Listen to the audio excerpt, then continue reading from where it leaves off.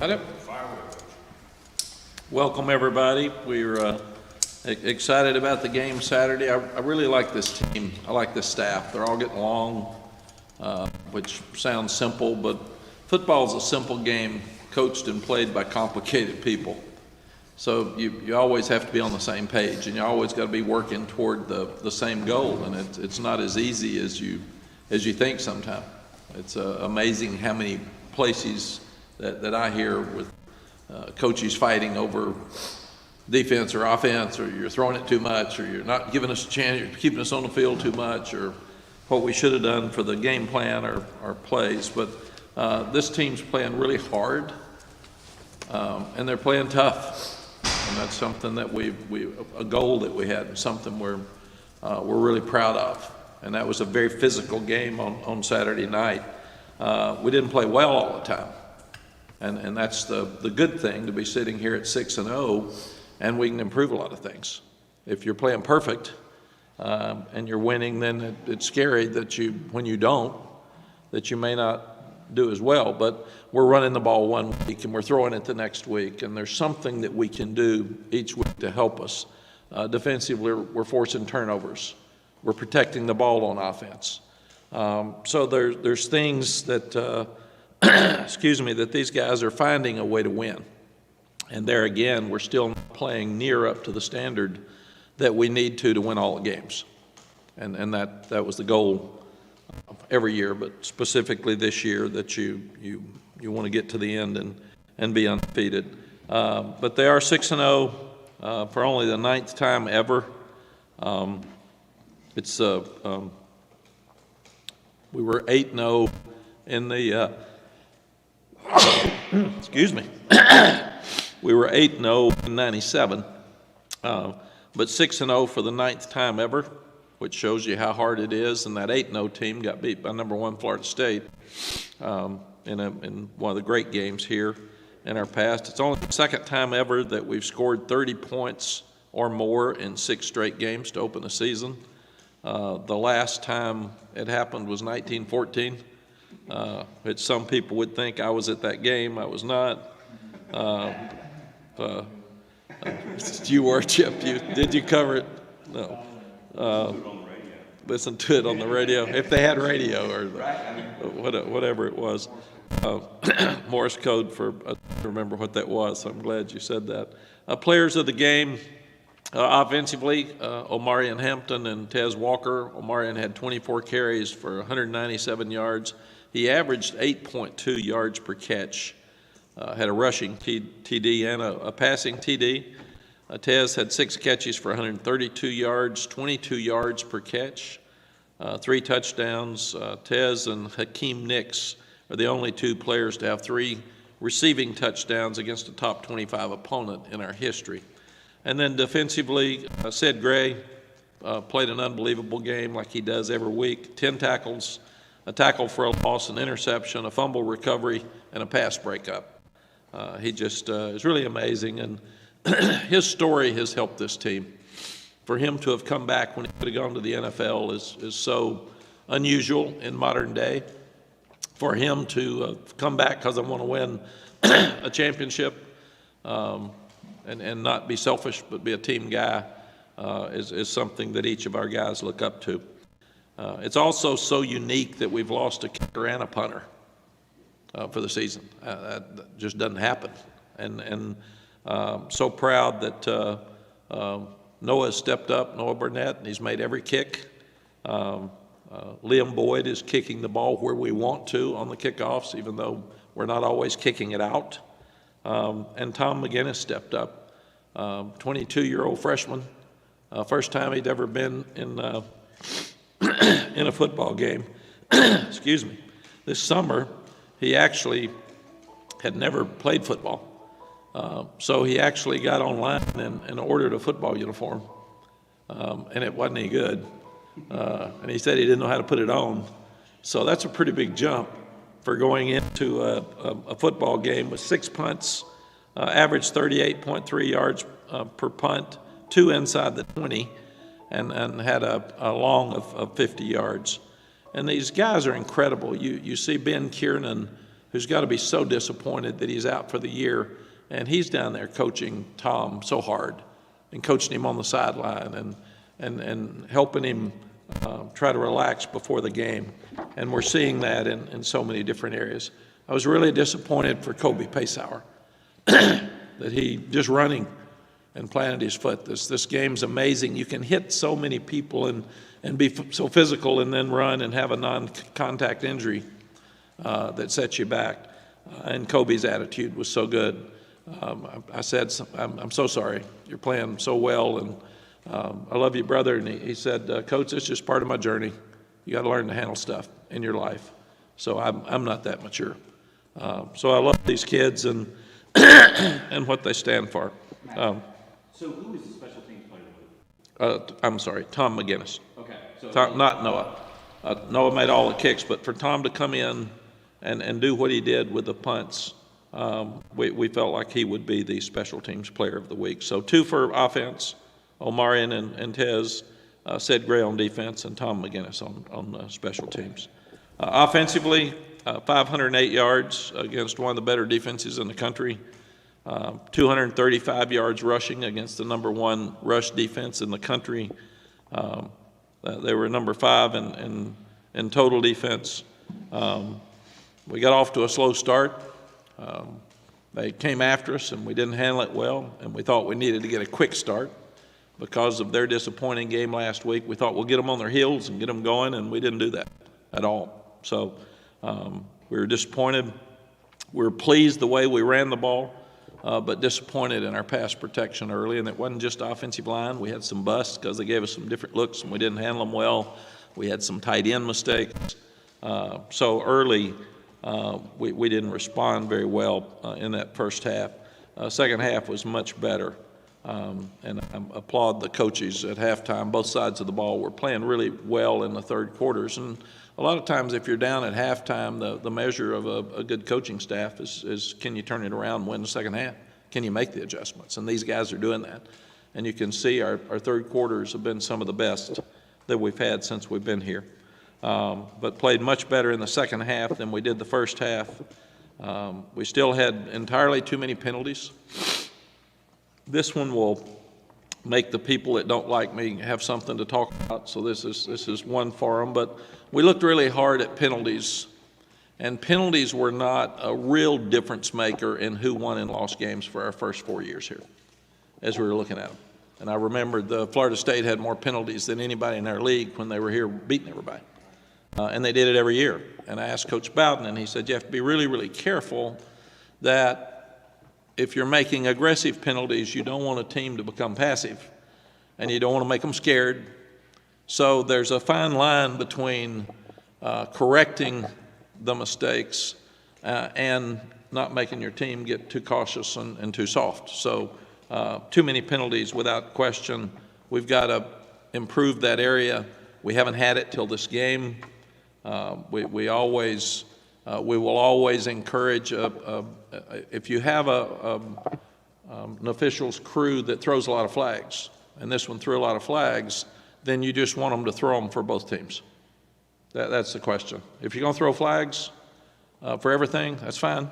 We got it, but just throw them and make sure that you're throwing them for the same call on either side. And some don't throw many flags.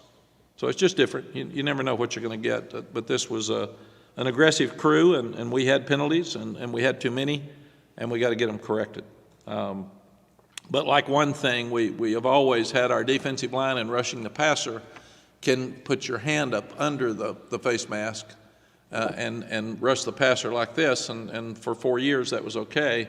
We did that twice Saturday night, and it got called for hands to the face. So we've got to call the ACC office and make sure that we get an official ruling on what they're going to call.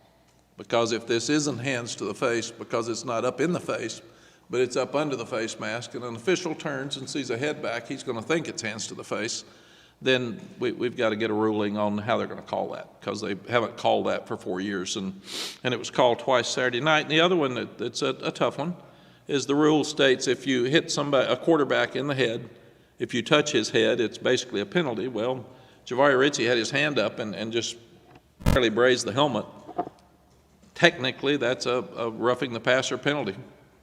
Should it be? I don't know. I think you got to look at it, but technically he did touch his helmet. So those are things that you got to look at. So we've got to look at, you look at the overall too many penalties and you say, God, that's too many penalties. This is stupid. They're undisciplined. What we have to do is break down every penalty and see why we had it. We can't line up offsides. We lined up offsides twice. That's inexcusable before the snap of the ball. And neither one of them affected us, but it could have. It could this weekend. If it's a 4th and 3 and we stop them, we line up offsides, it's a game changer. And then there were too many holding penalties. Again, you've got to go back and look at that. And part of it's you have more penalties when you're playing great athletes. It's harder to block them. That's what we've always said. Why do you have penalties in big games? Well, they're playing better players. It's hard to block a better player. So we've got to go back and look at all of that. We weren't good on third downs this week. We were second in the country going into the game, and we weren't good on third downs. Part of that's penalties. It took us out of some situations where we needed to do better. And then I think we had 18 explosive plays. So that's the most explosive plays we've probably had since we've been here. So we weren't as good down to down, and we had explosive plays with some really good players. But we got to clean up the third downs. We've been rushing some on fourth down. We've messed that up the last 2 weeks. So we got to look at what fourth down means. What's the 4th and 2? Review that package and see where we are. Is sometimes going really fast is helpful. Sometimes it hurts you. So we've got to make sure that it's an advantage for us. Really unhappy with the 1-minute drill right before the half. We get the ball with 1:28 left. We take 14 seconds off the clock. And it's a 14-14 game. And we've got 3 timeouts in our pocket. We take 14 seconds off. So we punt it back to them. They get it to -34. There's 55 seconds left, and they have a timeout, and they get a field goal. So they go in at halftime, and that's as much a product of our offense, not killing the half and having a chance to kick a field goal for us, as it is our defense not standing up. So it was a little bit of both, but very disappointed. And we haven't been as good in the red zone the last 2 weeks. And part of that's fourth quarter, and I still don't like our 4-minute offense. We're not running it as well as we should. We've been ahead in every fourth quarter, and we're trying to kill the clock and still score, and we're not doing that as well as we should, so we can do it better.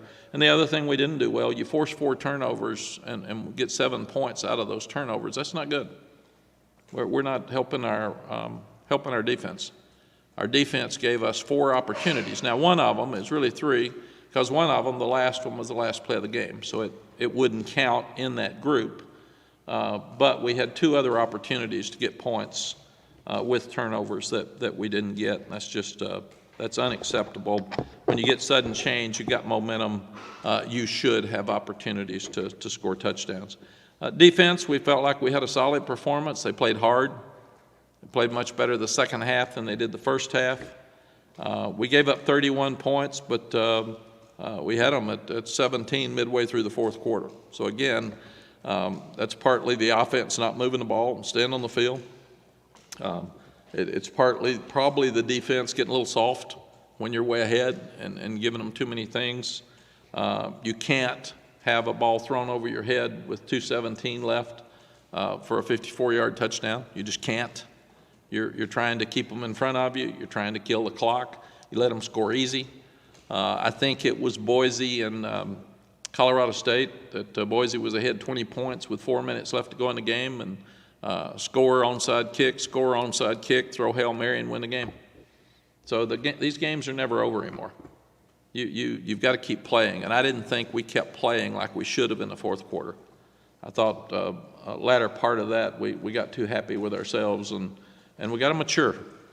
You got to put people away. You got to finish strong. You got to have killer mentality instinct in the end of the games, and we don't have that right now. That's something that that's a standard we're not living up to. We were really pleased that we forced the 4 turnovers, like we said. Usually you force 4 and give none, you're going to win the game. Really pleased that they were 3 of 11 on third downs, but they were 3 of 4 on fourth downs. And now with the new analytics, people are trying to set up fourth downs with third down, so it's not as impressive because the fourth downs are more important than the third downs, obviously. So the stat looks good, but in reality, 3 out of 4 fourth downs is not good. We did keep them out of the end zone.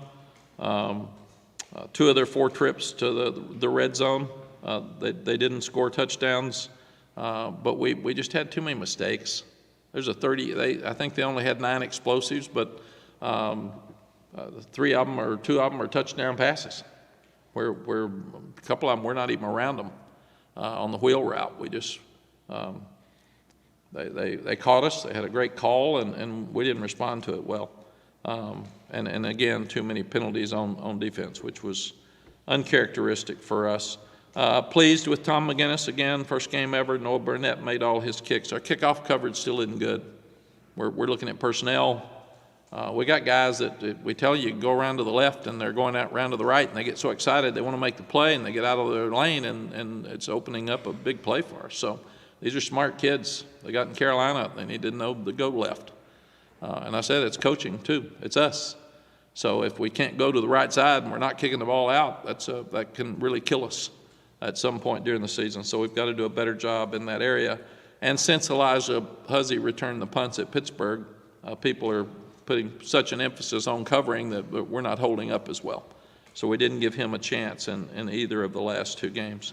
Analytics has been really interesting for coaching and for fans, I know, as they start looking at it. Now you're seeing and listening, just like our 2 field goals on third or fourth down and short. The analytics would say either or, do what you want, coach's choice, but we'd probably kick because it puts you up by 3 scores. So that's you have to think about that as you're sitting there, and you got 15 seconds basically to think about it. But it's really interesting. I'm seeing people that say when it's a tie game, or even if you're down by 3 and you're at the 20 and it's a 4th and 3, you should go for it, because if you score a touchdown, or you may miss the field goal. So I get all the percentages. It just really gets there's a lot more complication when you're looking at how to manage a game than ever before. And we are trying to keep our timeouts till the end, and we've done a great job of that. You can have a lot of plays in 15 seconds if you got 3 timeouts. So people say, why don't you use them when there's 2 minutes? Well, it doesn't matter. I mean, timeout's timeout. So maybe you don't want to use them at that time. Or the analytics will say, call a timeout on third down or on second down, after second down, if they're moving the ball right before the half to save time. Well, if they're really good and they're moving the ball, you don't want to save time for them. So that all those things are just different in coaching than they've ever been. I was talking to Freddie Kitchens this morning, and he was just laughing about it. It has totally changed the mindset of a game and how you manage the game, and the ability for people to second guess a coach, because now, man, that's an open door. It is wide open on, well, he should have done this, he should have done that. Well, analytics said this. Well, analytics wasn't out there. Analytics is stupid. Oh, boy, he should have done what analytics said. So it gets a little confusing now. As I said, football is a simple game coached and played and watched by complicated people, and written about and talked about by complicated people, may I say. Virginia's a great game for North Carolina. The universities are so similar. I think it's the oldest rivalry in the South. That's what they call it. Yeah. Is that Georgia and Auburn? I always get confused. I know, but anyway, it's Deep South. South's oldest rivalry. Well, I know we've been playing a long time, so Wisconsin's the only older one, I think. It's old. Yeah. and that's not in the South. No. So we're good there. I've got great respect for Tony Elliott. His life story is unbelievable. If you haven't read it, you should. He's overcome so many unbelievable things in his life to get where he is today. And I admire him. I respect him. He's an outstanding young coach.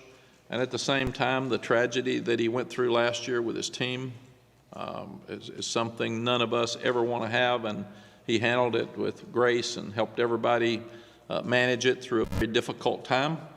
So I'm a friend of his. He he sits with me at the ACC meetings because he said he'd been with Dabo so much he don't want to sit with him anymore.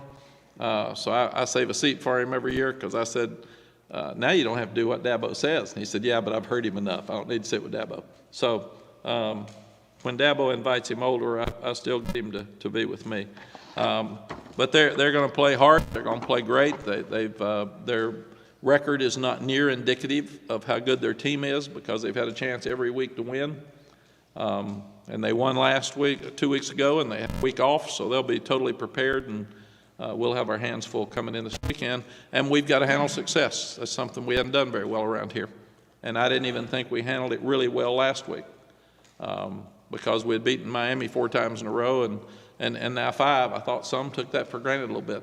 I didn't like part of Wednesday's practice. So to be a great team, you've got to have a great attitude, and you got to play to a standard. And that standard is to win every game. It's not to win this week. And that's something that guys have to do. And we're not dealing with video games. We're dealing with human beings that have a lot of stuff going on in their lives and are banged up, and it's mid-season. They got midterms and a whole lot going on. So, but Virginia beat us 4 times in a row, and then we've been able to pull it out the last 2 years. So this should be a great game this weekend. I'm hearing it's near a sellout or going to be a sellout for sure. And our crowd was unbelievable Saturday night. It's one of the best we've had. It reminded me of the first game back with Miami.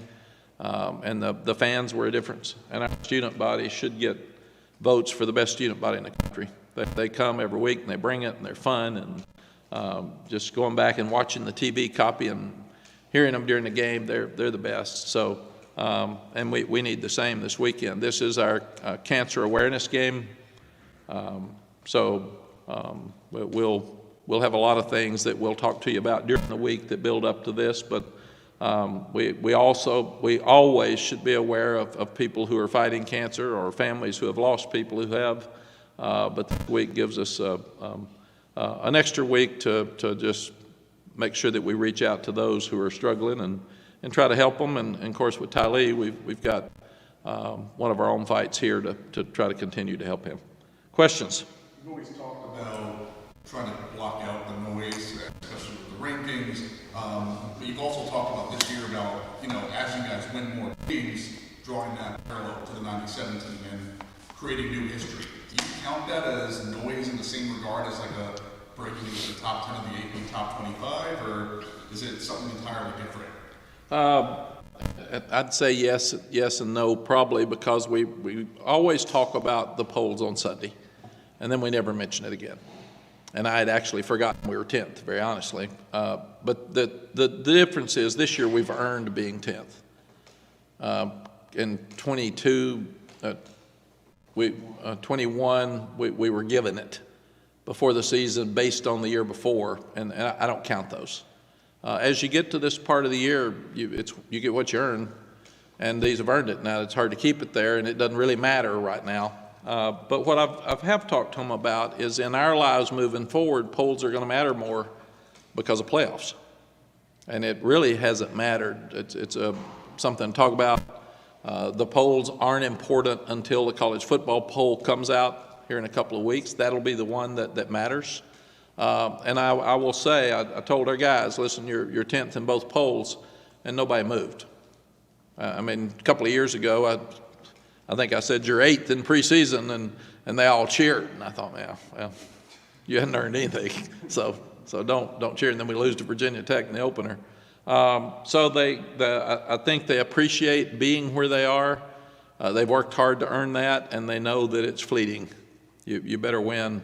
And I think there's 8 undefeated teams left in Power 5. And I told them, every time you look up, there's fewer. And what were they thinking last Tuesday? What were the ones that lost thinking on Monday? Were they thinking about where they were ranked, or were they thinking about winning the game? So this is a mature team. Now, there's some immaturity on it, obviously, but it's a mature team. They were not happy yesterday with the way they played, and the coaches were not. We were hard on each other, and it was one of the toughest team meetings I've ever been around after a win. And now we're putting their highlights up and showing the highlights, and then we're putting plays up where you play poorly.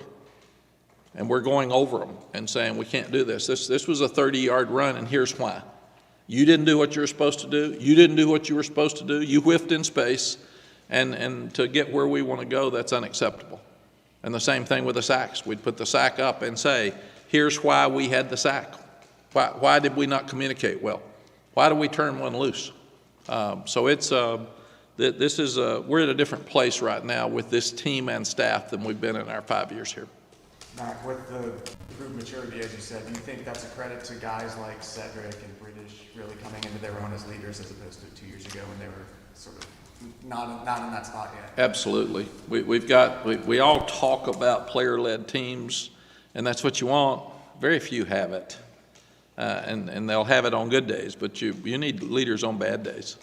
And if you're a leader, you can't have a bad day. You got to come with it every day, and the guys you mentioned do. And Corey Gaynor's been an unbelievable leader in that offensive line for us, and this is the toughest offensive line we've had. Now, we've made some mistakes, but they'll fight you. And I think that's a credit to Randy Clements, but also a credit to Corey Gaynor, because he'll fight them if they're not fighting. So that's just part of it. But it is just an older, more experienced team. Defense has been there, done that, except for the corners. And Marcus Allen's playing really well. Tayon Holloway's getting better. Armani Chapman came in and made some plays on Saturday that really helped us. So we're growing up. I was toughness. Gio Biggers bangs his shoulder up, comes right back in the game. Marcus Allen bangs his shoulder up, comes right back in the game. I'm seeing things. Kevin Hester sprains an ankle.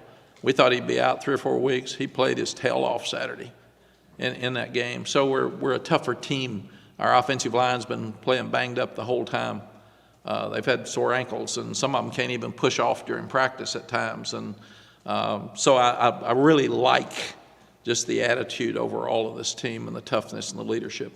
Matt, you talk about. Go ahead, Chip. I will always defer. Go ahead. I stuck my finger up first. Yes. Now, coaches always talk about halftime adjustments. How much adjusting can you do at halftime? How many games are won and lost at halftime? And what does a head coach do? Yeah, Chip, it's a great question, because I sit there and I say, we made great halftime adjustments. Well, why didn't we have a better game plan? You know, I mean, that's the question that you ask. Why didn't we do that? Part of it's because teams play you differently. And the first quarter is always a new world, because you're wondering what they brought differently. Like one of those blitzes they brought that got to us we'd never seen. And it just caught us off guard. Gil Brandt, who we just lost, was a dear friend of mine, and he told me that you can tell more about coaches at halftime than any other time, because everybody can have a game plan, but the ones that adjust to the things that aren't working during the game are the best coaches. And Gene Chizik, to me, has been unbelievable in his third quarters. He totally shut down Miami in his third quarter. I think it's 200 yards to 29 or something at one time when I was looking at it. So I really like the fact that they do it. Some can do it easier during the game. Some have to sit down at halftime and just look at the whole picture. And I'll sit there with the stats. And that's one thing I do, is I walk in and talk to them first and say, we got 5 sacks. We said protection was going to be the difference, and we had to take care of Drake. So come on, man. So let's look at what do we do different. Let's do quicks. Let's move the quarterback. We've got to do some things differently, and we got to do them fast. And they did that, and they came out and did it. So it's a great question, but I think it's the most under-talked about important thing in college coaching. Because when you look at when people are behind, how many win coming out in the second half, and it's the numbers aren't good. The numbers aren't good. Some people are better at game plans than they are adjusting. Some people get stubborn. I always felt like you need to be simple enough to know what to go to when what you're doing is not working. What's next? And you need to go fast. You don't need to be saying, God, we're in trouble, man. We're not blocking them. That gets you beat. Yes, Tommy? I'll call him audible because his question was where I was going. But as far as on the sidelines, you talk about the maturity of the team, but also the maturity of the coaching staff. I mentioned these guys earlier. Miami's bench was chaotic the entire game. Your bench and your coaching staff seems to be more calm and chill. Can you kind of talk about that aspect of it, of keeping everybody on the same plane, not just the players themselves, but the coaches staying there? Yeah. And Tommy, it's another great question. I've challenged the young people that aren't, why are you on the bench? Why are you on this team? What do you do? What do you bring? And you may bring cheering because you're not going to play. If that's the case, man, cheer. You're not on vacation.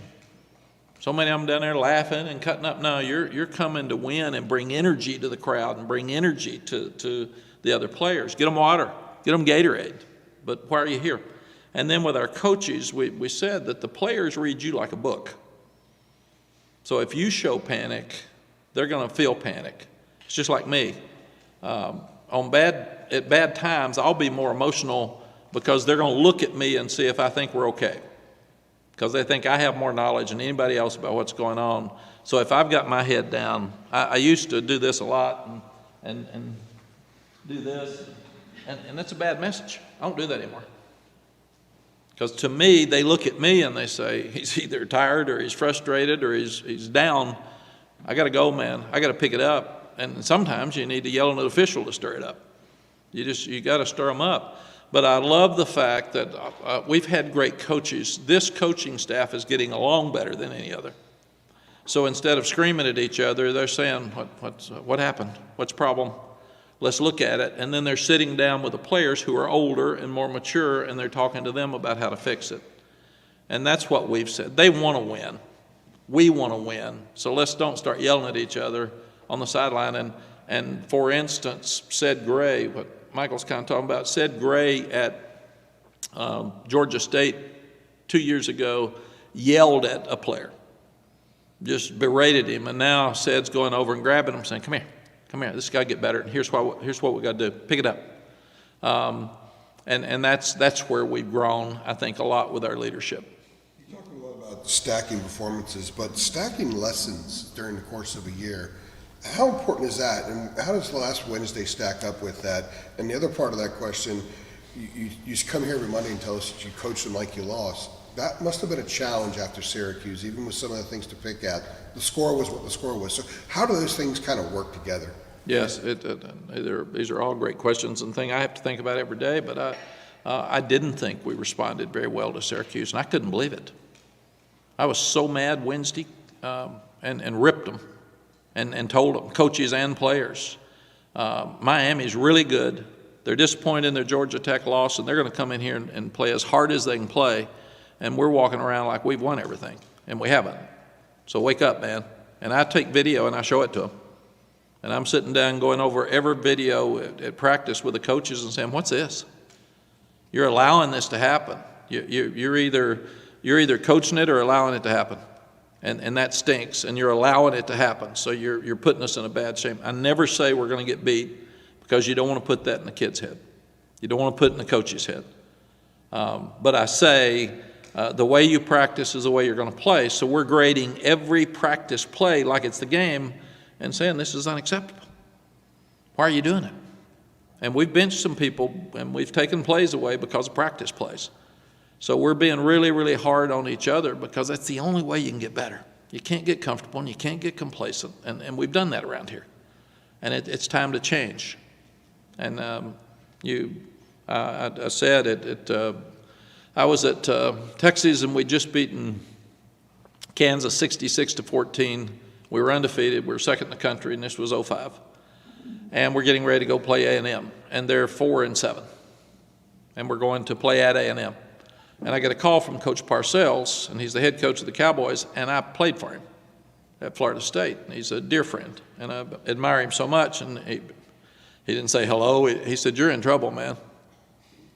And I'm thinking, we just won 66-14. We're doing good, man. And he said, you're in trouble because you're sitting around talking about you. And you're talking about USC, and you're talking about national championship game. This is Texas A&M's bowl game. They're not going to a bowl game. So their only chance to save their season is beat you. And you aren't even thinking about them. So he said, you're like that big rat that's eating the poison cheese. And he said, you're going to die now. You're going to eat the poison cheese and you're going to die. And I mean, I got scared to death sitting there on the phone. I'm saying, I got you, coach. So I went downstairs and I hung a piece of cheese from every locker, and I put his quote up there. At every locker. And then at halftime of the game, we're down 29-24. And he is so right. And I walked in at halftime and I said, we're going to win a game, and you're not going to die, but you're damn sure sick because you ate some of that cheese.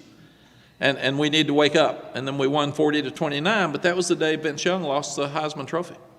Because Reggie Bush they beat Fresno 73-14, and he had a great performance, so the votes were in. That was it. Because we weren't ready to play that day. So you can't sit around and eat the poison cheese. You can't listen to the talk. You can't pat yourself on the back because we're human beings. We're human beings. So we know Virginia's going to play hard Saturday night. We knew Miami was going to play hard Saturday night. How are we going to play? Are we going to walk around all week and be cool and talk about all these stats about how many times we've been 6-0? Better not, because then you won't be 7-0.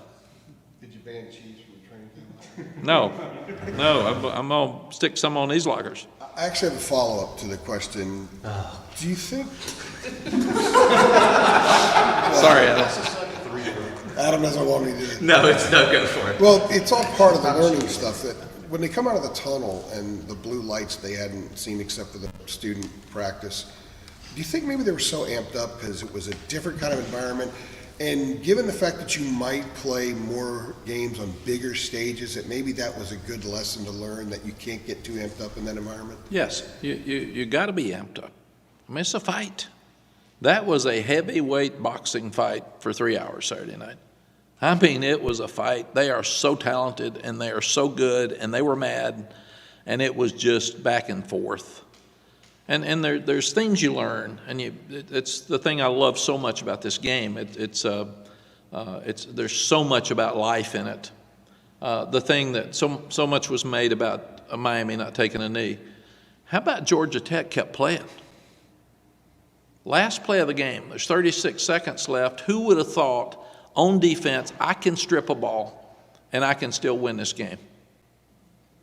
Now that is a huge lesson for everybody, because most people would have said, game's over, let's get back to Atlanta. They fought and they scraped that ball loose and then had a chance to win the game with 25 seconds left. What a lesson. Greg Robinson, when he came from the Kansas City Chiefs to Texas to be our defensive coordinator, first thing he did is he put up 4 plays. He put up 2 plays here and then put up 2 plays here, and he said, tell me when this was during the game, and the 4 plays looked exactly alike. The first 2 plays were the first 2 plays of the game, so you're going to play hard. The last 2 plays were the last 2 plays of the game, and they were down 14-0 and couldn't win. And you couldn't see any difference in the attitude of the players the last play of the game or the first play of the game, and he said, that's who you are. That's a standard. You play to a standard. You don't look at the scoreboard and don't care. Georgia Tech did that. So what a great learning experience for them. So last week I put up the goal line stand Oklahoma had against Texas. And I showed all 4 downs. Said on Tuesday, you think they were sitting there thinking when they were working on goal line defense, this will be the difference in this ball game? And then I put up our goal line stand against Miami last year. What a great goal line stand. And I showed them. I said, this is going to come up again Saturday night. Are we going to stand up like we did? And then Bo Atkinson knocks the ball loose at the 1-yard line. Changes the game. So it's little 1-2 plays that you do on Tuesday that you can't transfer to Saturday that make a difference in this sport. And that's the thing that's so wonderful about the game. I go to Tuesday thinking this is the game, man. I mean, we're practicing today to win the game. We're not practicing to get through and see what time it is on Tuesday and I'm tired and we'll be okay. We did all right. No. You're winning the game on goal line on Tuesday. That's what you do. And it doesn't go away and it doesn't change. And it's hard for somebody to do that every day. And that's why usually older, more experienced teams can do that better. Mack, on Tom McGinnis, how did you all arrive there with giving him the shot? Because it looked like Cole Maynard had been sort of your your go-to backup, and because he does the rugby punch, did you feel like that was the move? Just how did that all work out? Now, Tom can do both. We grade him every day, and we chart him every day, and we've charted him since he got here. And he just had the lead, and Cole's good. I mean, both got down to the end, and I would just, you never know. Again, the mindset of a guy that's never been in the game, and he walks out there, and you're playing a ranked team in front of a packed house, and he just punted it, and we were all happy. We were surprised, but we were happy. And I didn't think he looked excited. So you want guys that are excited about the challenge instead of having a fear of failure. And I didn't see that in his eyes at all. Just a quick follow-up on Kobe. I know you guys are terming it out indefinitely.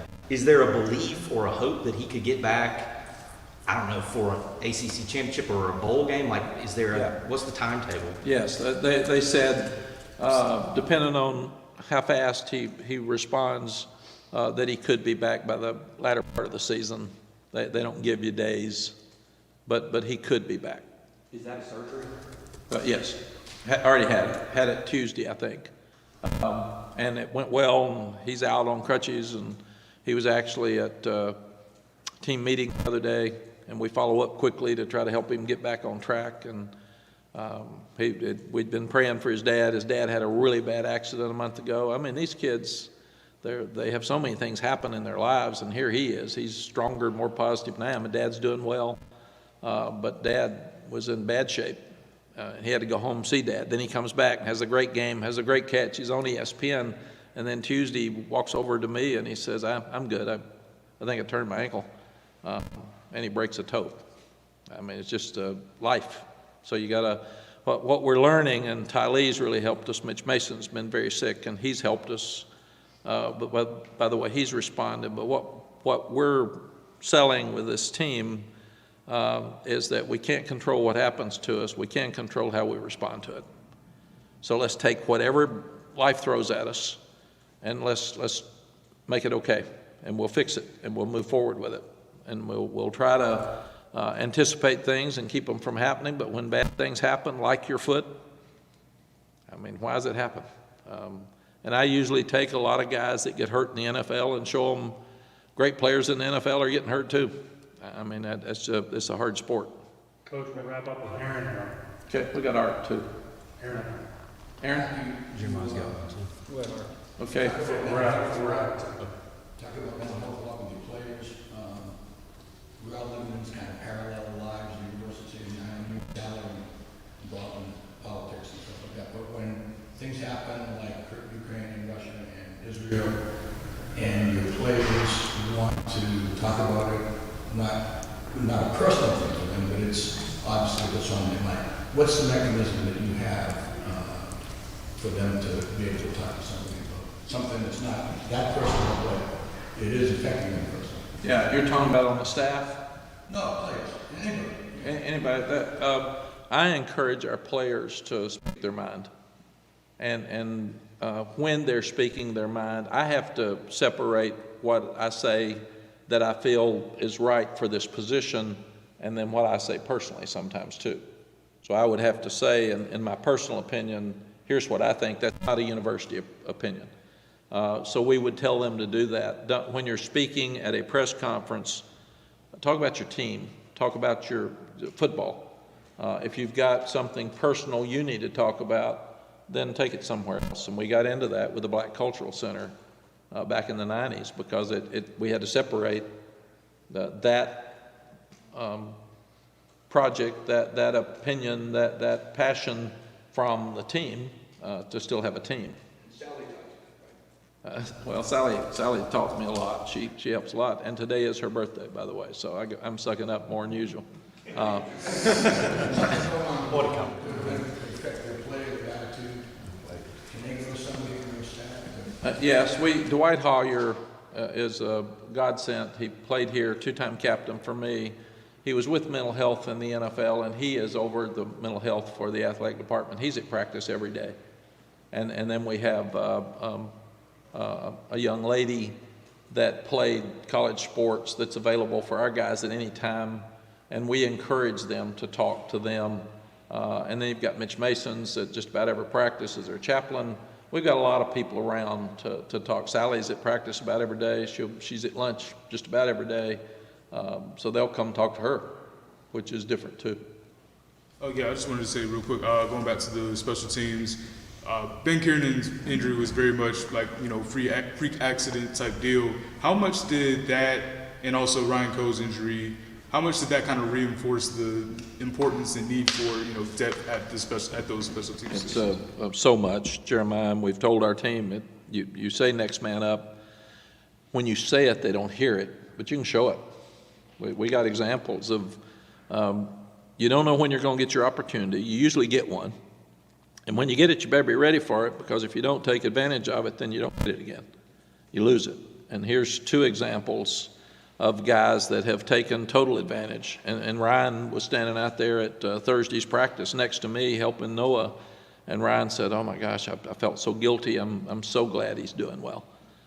So that really helps, just the whole thing. I had dinner. We have family dinner every Sunday night. I had dinner with Ben Kiernan last night. He was so excited for Tom.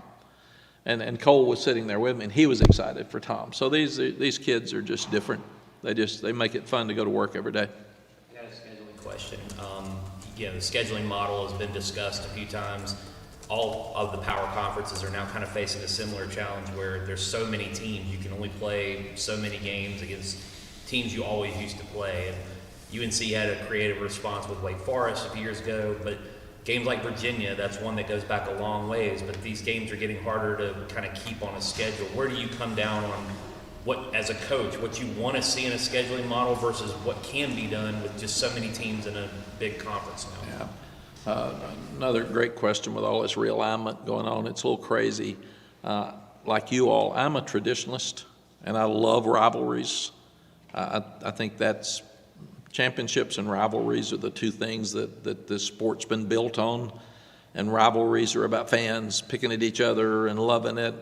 I love to play games that are close to your place so the parents can go, the high school coach can go, the fans can again fill up stadiums at Wake and Duke and State and everybody get to see the games.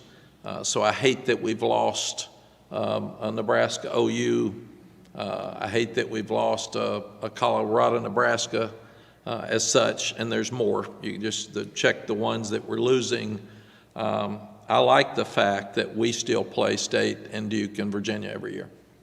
I don't like the fact that we don't play Virginia Tech and Wake Forest every year. That's such a circle for recruiting, for fan bases, for rival games, for excitement. And that's a real challenge for the conferences now. We just lost divisions. I didn't like that, but it is what it is.